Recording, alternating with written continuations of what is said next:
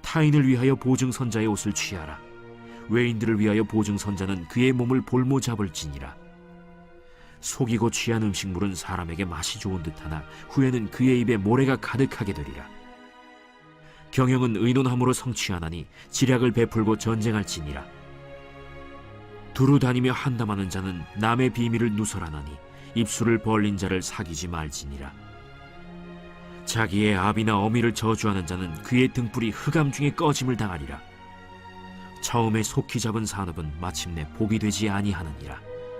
너는 악을 갚겠다 말하지 말고 여호와를 기다리라. 그가 너를 구원하시리라. 한결같지 않은 저울추는 여호와께서 미워하시는 것이요 속이는 저울은 좋지 못한 것이니라. 사람의 걸음은 여호와로 말미암나니 사람이 어찌 자기의 길을 알 수 있으랴. 함부로 이 물건은 거룩하다 하여 서원하고 그 후에 살피면 그것이 그 사람에게 덫이 되느니라. 지혜로운 왕은 악인들을 기질하며 타작하는 바퀴를 그들 위에 굴리느니라. 사람의 영혼은 여호와의 등불이라 사람의 깊은 속을 살피느니라. 왕은 인자와 진리로 스스로 보호하고 그의 왕위도 인자함으로 말미암아 견고하니라. 젊은 자의 영화는 그의 힘이요 늙은 자의 아름다움은 백발이니라. 상하게 때리는 것이 악을 없이 하나니 매는 사람 속에 깊이 들어가느니라.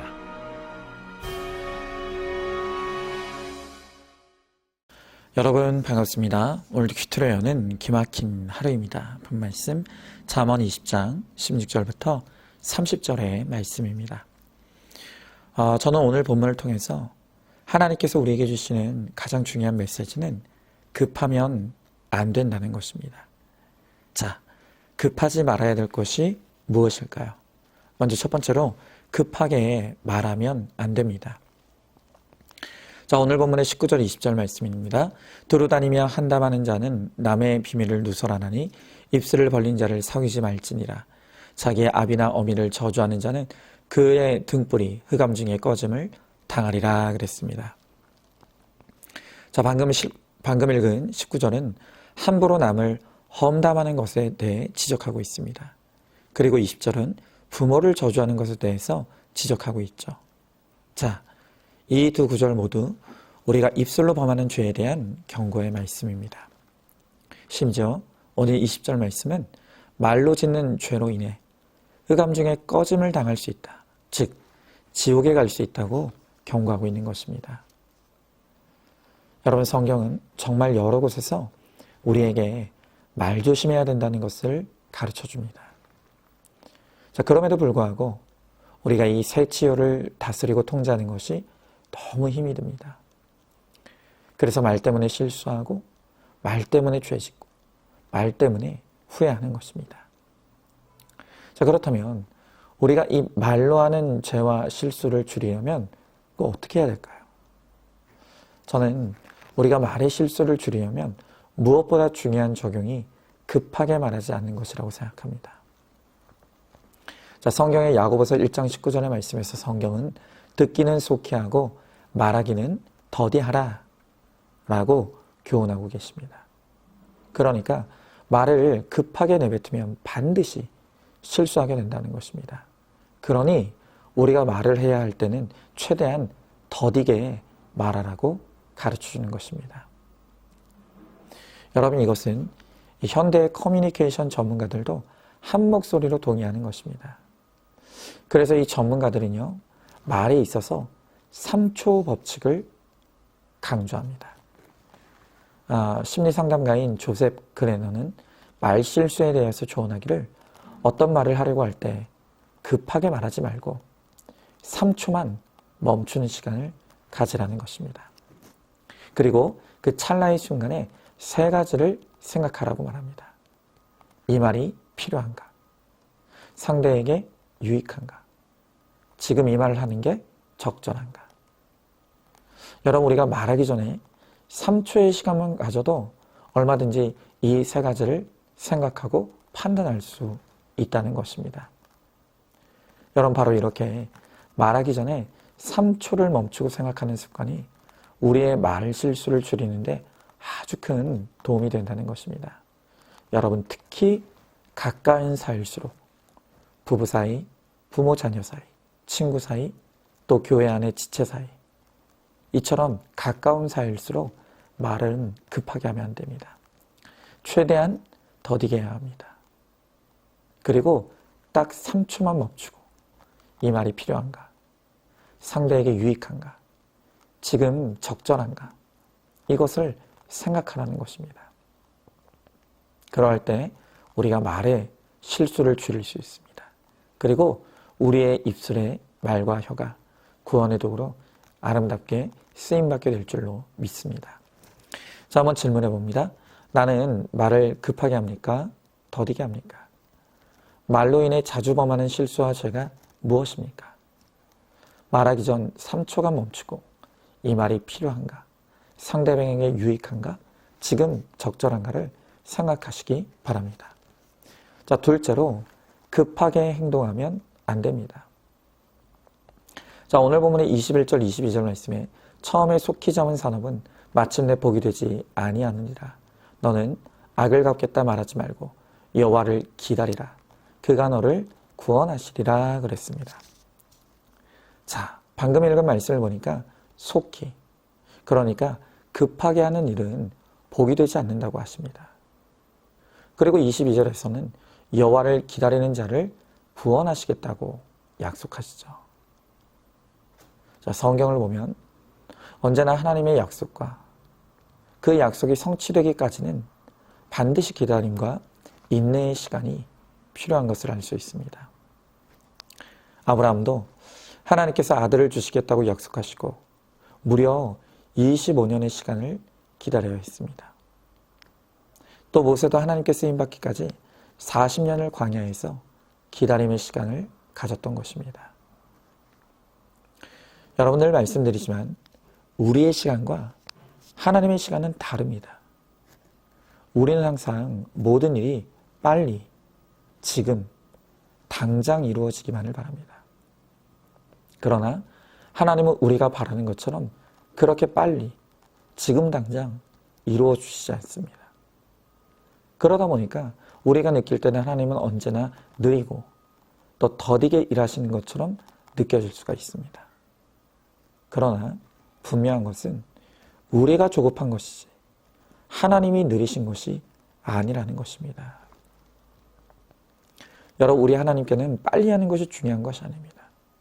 언제나 하나님의 초점은 온전함입니다. 우리 하나님은 이 인내와 기다림의 시간을 통해서 우리의 회개를 온전케 하십니다. 우리의 믿음을 온전케 하시고요. 우리의 거룩을 온전케 하시고 우리의 구원을 온전케 하십니다. 그러니까 모든 좋은 것은 인내와 기다림으로 하나님의 때에 순종할 때만 비로소 온전한 것이 우리의 것이 될 수 있는 것입니다. 자, 그래서 하박국서 2장 3절에서 성경은 말하기를 이 묵시는 정한 때가 있나니 그 종말이 속히 이루겠고 거짓되지 아니하리라. 비록 더딜지라도 기다리라. 그것은 반드시 행하리니 지체되지 아니하리라 그랬습니다. 또한 이사야서 30장 18절의 말씀에서 성경은 여호와는 정의의 하나님이시라. 그를 기다리는 자마다 복이 있도다 그랬습니다. 자, 그렇습니다. 기다리는 자에게 복이 있다고 합니다. 그러므로 우리도 인내로 기다리면 때가 되었을 때 하나님께서 하나님의 때 하나님의 방법으로 모든 구원의 계획을 이루시고 약속의 성취를 이루어 주실 것입니다. 그러나 우리가 그것을 믿지 못하고 급하게 내 때, 내 방법, 내 욕심을 앞세우면 그것이 실수와 실패와 후회만을 낳게 만드는 것입니다. 자, 그러므로 조급하게 행동하지 마시기 바랍니다. 말씀과 공동체 안에서 여전한 방식으로 평범한 삶을 잘 살아내면서 마침내 주님의 임재하심을 기다리시기 바랍니다. 그러면 마침내 주님이 오셔서 주님이 이루시는 주님의 역사를 우리 모두가 누리게 될 줄로 믿습니다. 자, 한번 질문해 봅니다. 지금 급하게 결정하고 행동하려고 하는 것이 무엇입니까? 급할수록 말씀과 기도로 묻고 기다리는 것이 중요하다는 것을 깨닫습니까? 믿음으로 인내하고 기다리는 자에게 복이 있다는 것을 믿으십니까? 자, 세 번째로 급하게 속단하면 안 됩니다. 자, 오늘 30절의 말씀에 상하게 때리는 것이 악을 없이 하나니 매는 사람의 속에 깊이 들어가느니라 그랬습니다.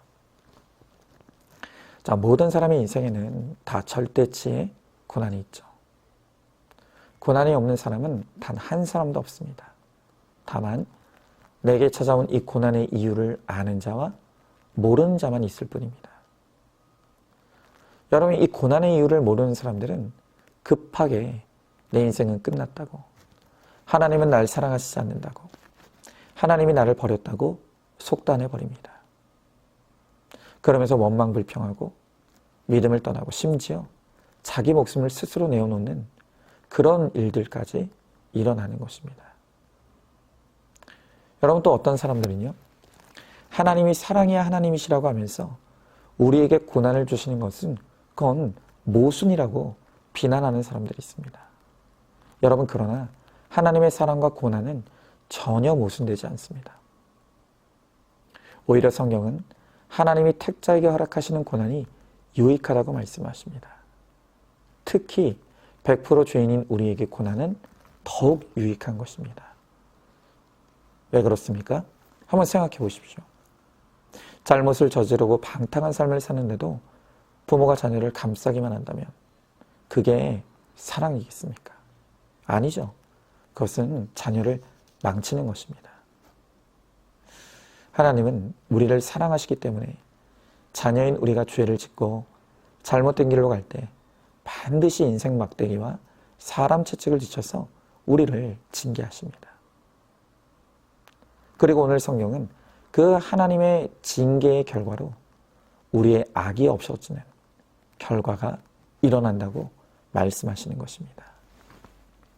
여러분, 그렇기에 우리가 고난을 만났을 때 급하게 속단하면서 내 인생은 끝났다, 하나님은 나를 사랑하지 않는다, 그렇게 말하면 안 됩니다. 여러분, 우리가 고난을 때릴수록 하나님이 나를 버렸다고 하면서 원망불평하는 입술의 죄를 범해서는 안 됩니다. 우리 하나님께서 다 듣고 계십니다. 더욱 고난이 힘들다고 죽으려고 해서도 안 됩니다. 자살하면 구원이 없습니다. 지옥에 갑니다.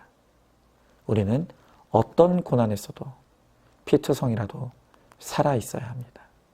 왜냐하면 신자의 고난은 망하고 죽으라고 허락된 고난이 아니기 때문입니다. 오히려 하나님이 나를 사랑하셔서 나를 죄에서 돌이키시고 구원하시고 거룩한 하나님의 백성으로 세우시기 위해서 내게 이 고난을 허락하신 것입니다. 여러분, 그렇기에 우리가 내 고난을 말씀으로 해석받고 온전한 회개를 이루면 고난이 변하여 축복이 되게 하시는 하나님의 은혜를 베풀어 주실 줄로 믿습니다. 자, 한번 질문해 봅니다. 고난을 만났습니까?